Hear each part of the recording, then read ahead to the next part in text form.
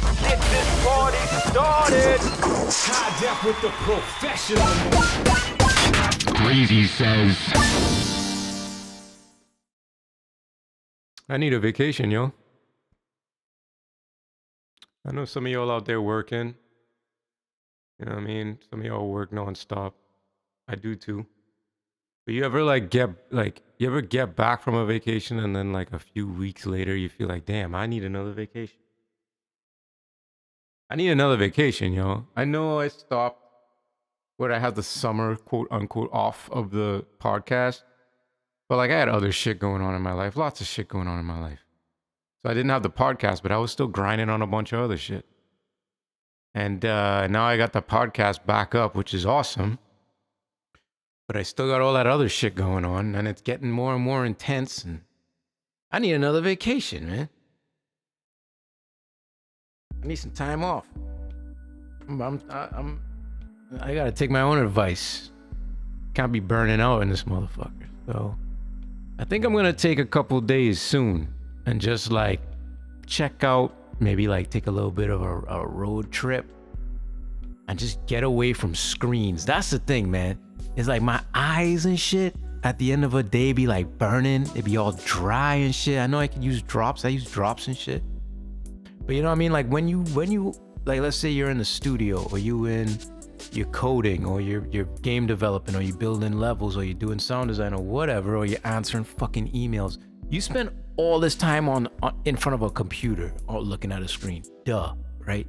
Fucking idiot. Of course we all do. But then you get up, right? And you're like, I'm gonna take a break. And you walk outside and you check your phone. Or you throw on a podcast and you stuff your ears with shit. You don't ever disconnect. Never. Like, I realized that shit this week. I'm like, when I turn off, I just go and I check other screens. I'm always on a screen, man. And then my homie sent me this interesting article about, you know, potentially there's been some scientific studies, but potentially there's a link, and this is not like proven, but potentially there's a link between blue light and like early onset of puberty in teens. And the potential that like blue light, a lot of blue light fucks up your brain as you grow because like it hurts your ability. And this is me being an idiot. I don't know shit. I'm not a scientist, right? But it like all that blue light messes with your ability to like multitask and to focus and problem solvings and mood issues, and like all these things are linked. And like before a certain age, it's bad to push the development of those aspects of your brain or whatever, those parts of your brain. So before you hit puberty, you're not ready to handle all that blue light. That's fucking crazy to me if that's true. We'll see. We'll find out because there's an additional thing of like an inability to procreate.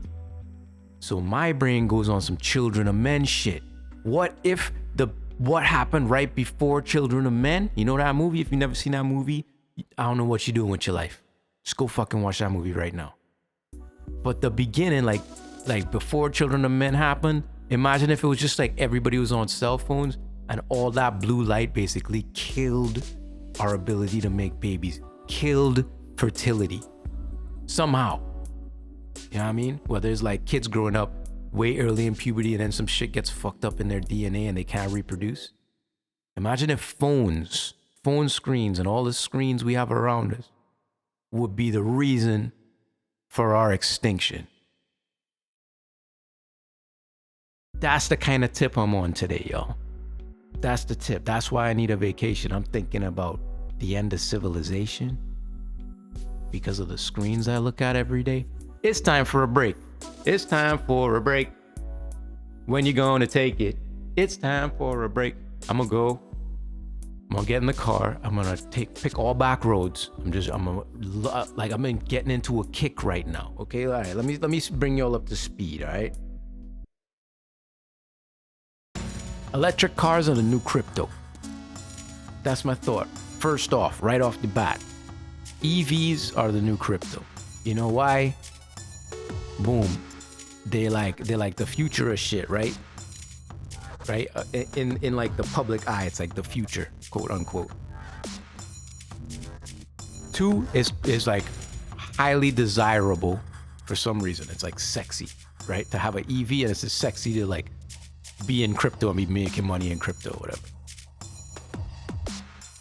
Also, EVs are fucking expensive as fuck right now. Like $10,000 over MSRP for a used EV. It's ridiculous because of the chip shortage, because of supply and demand, you know, and then federal incentives are changing. Whatever. I've been doing a lot of research. I don't need to nerd out on y'all. Y'all don't give a fuck. But like, crypto is mad expensive too because you jump in there and then the rug gets pulled out from under you. You lost a bunch of money. But I want an EV. I want to get one of those shits, man. I'm watching all these motherfuckers on YouTube driving these EVs. I'm like, I want one. And I'm like I've been a pedestrian for years. For my whole life. I never owned a car because I thought it was stupid. Because it's mad pollutant and it's like a huge drain on humanity. And I guess EVs aren't much different. But I'm getting to that stage now where, you know what I mean? Like, I put in my time of being a good global citizen. I didn't have a car for a long time. I used public transportation as much as I could. But now I kind of want to have a little fun. And that's the thing, you know, as a person who's getting older, you start just wanting to have fun because it's like, what else we gonna do? This shit it's real hard out here for people, man. Like, you might as well have some fun with the time you have, you know what I'm saying? So I've been wanting one of those shits. What was the point of me talking about this? Oh, right. So I'm gonna take a vacation. I'm gonna drive. I'm gonna just pick all fucking non-highway, scenic, fun roads to drive on. I'm gonna go and drive for a few days. And like stay somewhere, you know what I mean, out of town. No access to all the shit I usually do. No games, I ain't bringing no Switch. I ain't bringing nothing, man. I'm bringing music. I'll bring music on my phone. I gotta have my phone because you gotta have your phone. I might even leave the music gear. No, I'll bring the music gear with me because that's not that bad. You know, it's not like a screen. You know, you fucking with buttons and like pads. It's tactile. It's real. So I might fucking bring the Playin with me. But yeah, just disconnect and like not look at screens for hours at a time and just like go outside and look at some like nature and shit, man. That's what I need in my life right now. I urge you to do the same fucking thing. Winter is coming, all right? Winter is coming. The end of the year is coming. That shit is a slog. All right, you got all the holidays and all that shit. And that shit, some of it's fun and some of it is a fucking slog. Like, you gotta fucking drag your ass through that shit. It's hard work. So right before that shit kick off, man, take yourself a little vacation, man. That's what Uncle Greasy is suggesting. You know what I mean? I'm gonna do it because I'm about to snap on these motherfuckers if I don't. So can't be having that.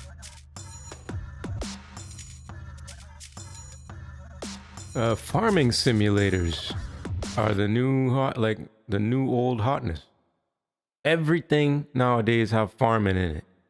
You gotta have, if you have a top down, you have an isometric 2D game with cute characters and they going in the dungeons and shit. Best believe you're gonna be farming at some point. Best believe there's gonna be a grid interface where you laying down cabbages and shit. What is up with that? Farming is such a huge niche in gaming now. Everybody does it. Is it that we really just want to get back to basics? I mean, maybe that's just it, man. It calls to our primal nature of being a fucking, not a hunter-gatherer, but a fucking, you know, the other one. What's the opposite of a hunter-gatherer? Oh, you got this. I believe in you. I believe in you. You got this. Come on, dig deep. Damn, I used to know that shit back in the day. Oh. You just stay home and grow crops. I think a lot of people just want to do that. Just grow some crops, man. Simple life, simple routine.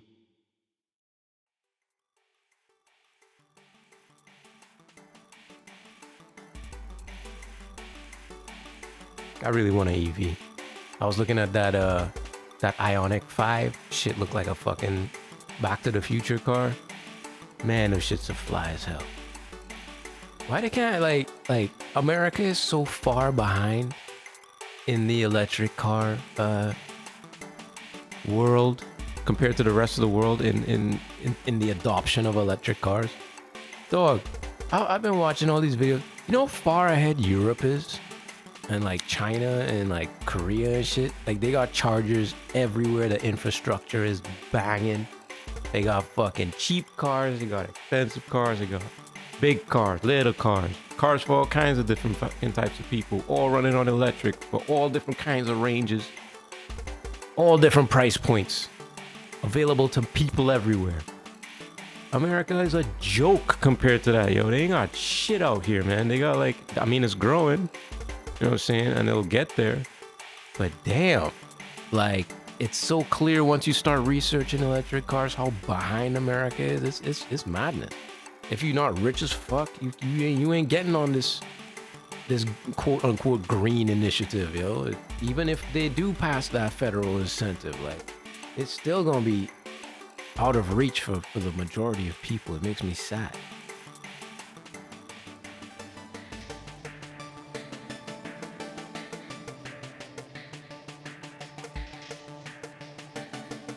I wonder if they'll start putting electric cars in like Gran Turismo and shit, or in like Need for Speed.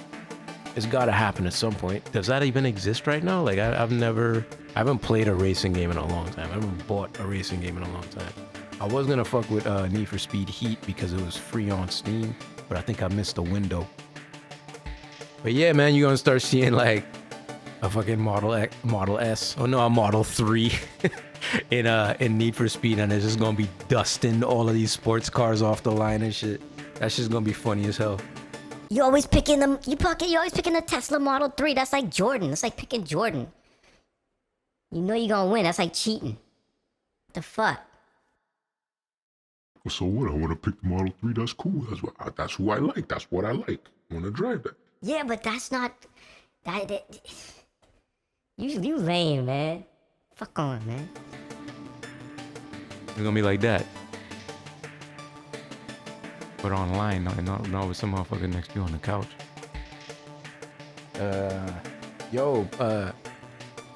PlayStation, back in the lead, man. Crushing it. They got all the good games. They got all the upcoming releases that they have off fire. They got mad exclusives. I mean, what, like, for real, you know, people make mistakes. But like, if you bought an Xbox, what's it doing right now? What's it doing? Is it keeping that TV stand warm? You play it? What do you play on that? What's the hot shit on Xbox? Yeah. I mean, Switch, like, yeah, they got some hot shit every now and again, but like, in terms of like fire shit, You know what I mean? PlayStation just running shit again, man. It's like back in PS2 days. It's like they just running shit. It's crazy. Very excited for their lineup, man. Starting with that God of War, what is it? Thor Ragnarok. It's gonna be dope. It can't not be dope. Yeah.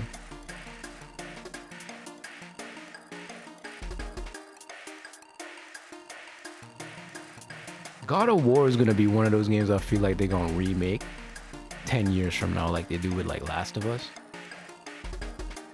They're gonna put like God of War, the first new God of War from the PS4. That's just gonna come out on the PS8, like remastered with full VR support. Fucking, I don't know. You could smell fucking Kratos' underarms and shit coming out the controller and shit. That level, you know what I'm saying? Smell technology and shit.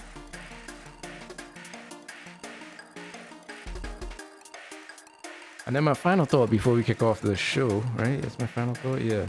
Is when did I hope you have a good day become the new fuck you?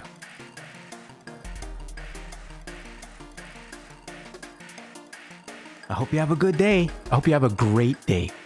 You have a great day now, okay? Did you believe me when I said that? Did you think I wanted you to have a good day? I want you to make sure you have a great fucking day today. Yeah. If you put the emphasis on great, like fucking great day today, you know you just want to stab that person. Yeah, I don't do that. I'd rather not say anything to you. Just, walk away instead of lying to your face with that shit. But people do it all the time now. I hear it all the time.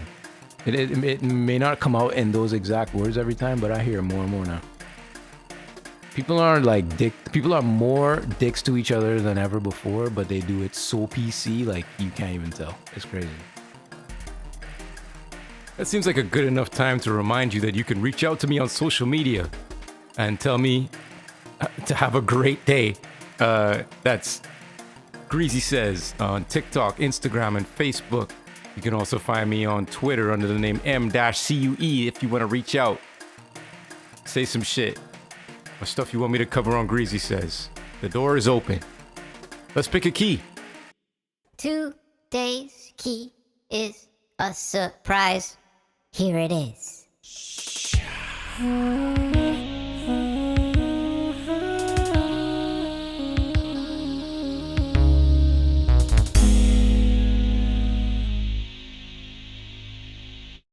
What you play, what you play, what you play, What you playing? what are you playing? What you playing? Oh man, I've been so excited to talk about this one. This game, I've been playing this game for like the last 3 weeks or something. Hands down the most hours I've put into any of the games I've been playing right now. I started playing Ancestors, the Humankind Odyssey again. And like this game came along and I bought it and I was just like, oh, well, Ancestors going back in the pile because this shit has my full attention. Cult of the Lamb. Bruh, dude, guy, lady. Y'all don't understand how cool this game is. All right, on the surface, if you're a gamer, you knew about these games. It's a dungeon diver. It's a roguelike. It's a dungeon crawler in the likes of Diablo. Running through dungeons. The dungeons are random. I don't know if they're randomly generated. I think they are. Yeah, they probably are. And battling various monsters and things trying to kill you. But there's a cool twist on this in that it adds a sort of resource management game on top of it, which is not new, right? Stardew Valley was kind of the same thing. They have a lot of games like that. But instead of a village full of animals or cute people, it's all like your worshipers because you are the leader of a cult. I don't want to give away too much of the story, but that's the deal. You are the leader of a cult and you're a little lamb, the cutest goddamn cult leader I've ever seen. And your job is to grow your cult by going down into the dungeons and murdering things and then coming back. Sometimes when you're murdering things, you may come across a potential follower and you can recruit that follower to your cult. Not really recruit because they don't have a choice. And they go back to your homestead, your cult base, your church, whatever you want to call it. And they do various things for you. Grow food, take dumps, they worship, they build stuff for you, cut down trees, all that kind of shit. And the art style is adorable. All right? It's the cutest goddamn thing ever. It may annoy people because it's that, Cal art style, right? Where it's all kind of samey. It's all, what is it? Steven Universe or Fairly Odd Parents or Fairly Odd Parents? I don't remember. That kind of style, very repeatable style of drawing, illustration, and animation. But it doesn't matter. It fits perfectly. The vibe fits perfectly because the characters are extremely cute. But everything you're doing to these characters and all of your actions are horrible, dire shit, like sacrificing people and shaking people down for money, and your followers die, and you could either bury them or you could like split their body open and take all the meat inside and like use that to feed your people. You could make people eat poop. You could kill people with the wrong food. It's like super, super fucking dark, but it's more palatable because it's in this cutesy art style. Genius fucking move. If this game had been like all dark and gritty, I don't think it would be as good. It's the juxtaposition of the cuteness and the horror that makes it so unique and so fun and easy to look at and easy to play for hours on end. You know what I mean? It's the best game ever. It's the best game ever. The combat super fluid, you know what I mean? Very forgiving. I'll give it that. But I like it. It makes you want to keep dungeon diving. It makes you want to keep playing because you feel like a badass. All of your weapons are randomized, which is hilarious. Because sometimes you get stuck with a really, really slow hammer and you just gotta hope and pray you can make it through the dungeon. And the base building is shallow, but it's really it carries you through the dungeon crawling. You know, it's something to do when you come back from doing a dungeon. So it's not just constant drilling of dungeons. Yeah, you spend like 10 minutes managing your base and, you know, locking up dissenters or telling somebody to go to sleep or healing a follower, a cult member who's sick or whatever. So it's a really nice up and down flow. It's a great flow of like intense battles and then really calm sort of farmy shit. Intense battles and really calm farmy shit. It's dope. And let me just tell you, probably one of the dopest soundtracks ever. I freaking love the soundtrack to this game. I gotta give the person props. Let me just find it. I looked them up and they're from Australia, but I can't remember their name. Hold on. All right. Person's name is Narayana Johnson. All right, out of Australia. Also known as Riverboy Beats on Twitter. This cat writes amazing music, yo. The vibe is very it's synthy. It has a lot of bass drops and stuff in it. It's aggressive sounding, but it also is bouncy. Super memorable melodies. You'll be singing this shit to yourself nonstop, guaranteed. It's the perfect mix of being hard, just like the game itself and the visuals and everything. The whole execution is good. It does this thing of like being dark and brooding and horrifying at times, and being super light and cute and bouncy at the same time. It's an accomplishment. This game is an accomplishment. It just shows how when you have a really strong creative direction and you nail everything at the same level and with the same attention, the game can't help but be good. It doesn't matter the budget. It doesn't matter how big the team is. Once you have that gel, you're unstoppable. It's so sick. This game is incredible. You should absolutely go buy it right now, full price. Don't even look back. Don't even think about it. Just buy it right now. One cult of lamb, please. Thank you. Dope or dumb? Religion. You know what I mean? Playing Cult of the Lamb. Think about religion and whether religion is dope or dumb. I mean, I know what I think, but I was raised with religion. I was raised Catholic. I went to church every Sunday and shit. You know what I'm saying? There is some dope stuff I remember from back then. You know what I mean? There was a sense of community. There was a sense of, you know, talking about doing the right thing at the very least.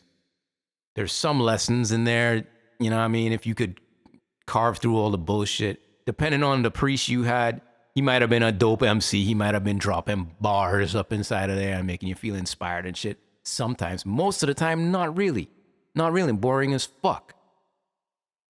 So there's some dopeness. I mean, yo, and back then, you know what I'm saying?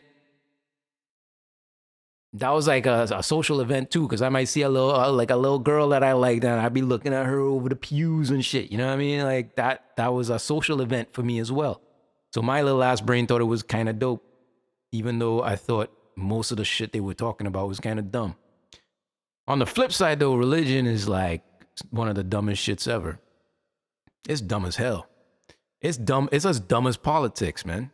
I kind of see them as the same thing. Like, if religion is dumb, politics is dumb. Because it's the same shit. You just believe in some shit people tell you based on nothing. You just following a herd.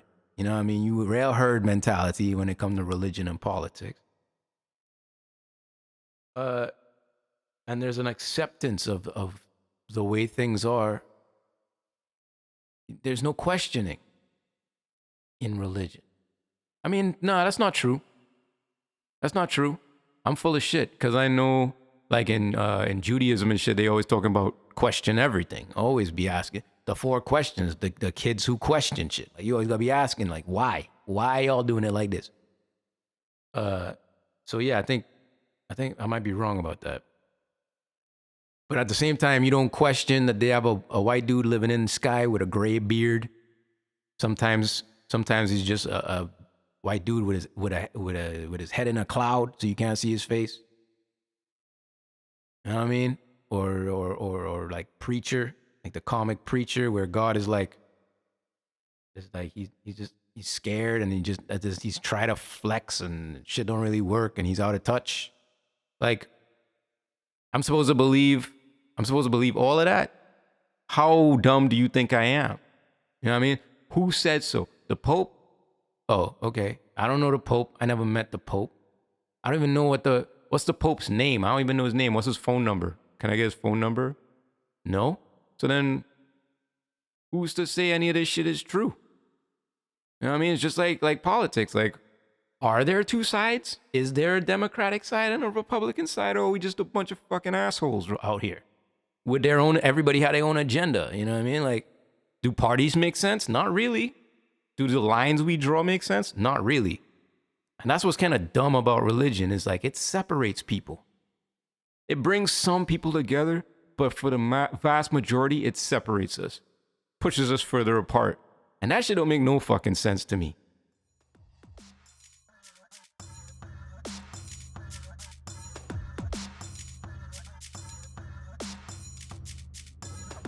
On the last episode, which was called Speaking of QA, I talked about, you know, how I think QA does half a code's job, really, and they should get paid more, and there should be bonuses. I think that there should be bonuses for QA if a game come out and it's not buggy as fuck. And I got a listener comment about it that was, quality comment, man. Quality fucking comment. Check this shit out. I'm gonna try to do it justice. I love that you had a spot about QA pay and your thought of QA bonuses in your podcast. Appreciate the advocacy. We actually did an entire episode about QA compensation that kicks off a discussion about how QA is underpaid. This person has a podcast. It later goes into how to advocate for yourself, but the main bit about what our job actually entails and why we should be compensated better is in the first half of the episode. I went and listened to it. It's fucking awesome. I wish I could shout this person out, but I'm not trying to blow up their spot. One thing that popped into my head while listening to your bonus idea is that while the intentions were great, I'd worry this could have an inverse effect where buggy releases means penalizing QA compensation. Ultimately, wait, so before I continue, yeah, you know, that's a really good point. I didn't think about that. Like, if you tie bonuses to games not being buggy, is it QA's fault when the game comes out buggy as fuck? It's not that simple. It's not that cut and dry. There's a lot of factors that play into that, right? They continue. Ultimately, just pay us more, like you said in your podcast, right? But then this person has a slightly longer comment, which I fucking love. I'd be concerned that this might reinforce the thought of QA owning and curating all bugs, and that escaped defects, bugs that make it out into the wild, are QA's fault. Very good point, for real. Like, that, I didn't think about that part. I'm sure if I had thought longer than my fucking mouth was running, I would have figured that out, but I didn't. Typical greasiness. One big piece, they continue, one big piece about bugs releasing in the wild is that statistically, QA finds a vast majority of the bugs, right? They go on in some detail about some other shit, right? But they continue, I'd be worried about weaponizing buggy releases against QA, when in reality, it's not usually our call whether or not those bugs make it to the player. That's fucking straight up facts, right? I definitely said that before in the last episode. It's not always QA's fault that bugs get up. People up the chain say like, it's fine, all right? Where was I? Make it to play, yeah.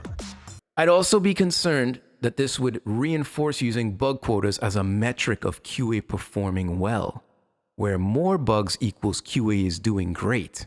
That kind of pressure on a QA team is miserable, and this data point does not provide anything when communicating the quality of a product. What an intelligent fucking discourse. God damn. I love this show. I love when shit like this happens. Did y'all hear this? I fully agree. I fully agree. And I think we agree, just pay QA more. QA is very important. Pay him more. Pay him more. Period. My bonus idea has flaws. Maybe it could be, there could be still my bonus idea with some protections built in so that QA doesn't become attacked or bugs don't become weaponized against QA, because that'd be a disaster. But yo, we figuring out world issues here on the fucking Greasy Says, on Greasy Says. We doing it real time. Thank you for writing in. I really appreciate it. Thank you for being so thorough, so thoughtful, and coming with that new perspective and checking me on the shit that I was talking about. This is the best, one of the best parts about Greasy Says. I love this shit. So keep them coming. Greasy Says on Instagram, TikTok, Facebook. Hit me up. Tell me when I'm fucking up, or give me some sweet fucking written comments. I can't even say it's a comment, because it's like it's a little bit of it's an essay almost. It deserves more than just comment. But yeah, hit me up on all that shit on social media, and let me know what you think about things I talk about, just like this person did. Amazing. One more time.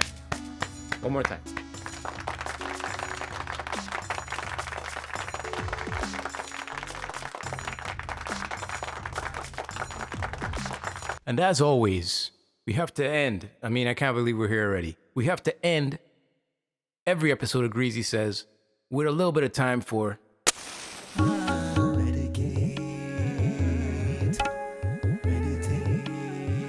Medicate and meditate. this week, since we talking about religion.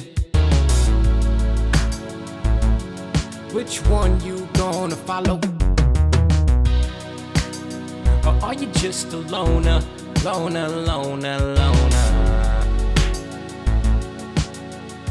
Who knows?